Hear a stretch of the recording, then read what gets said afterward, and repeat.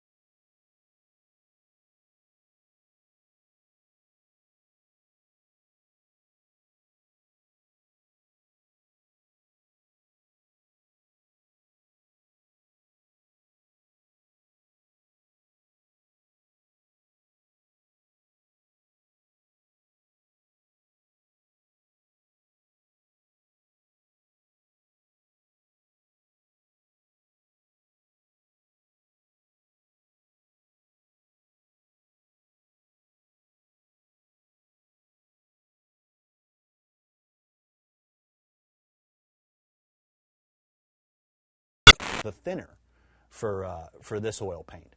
So some people honestly are sensitive for health reasons to commercial thinners like turpentine. They're pretty noxious things. You need good ventilation to use them. So it's not everybody that wants to crack open a can of turpentine, sit there and paint for hours. You can start to feel woozy and that type of thing. Some people are highly sensitive, and this is a product for them.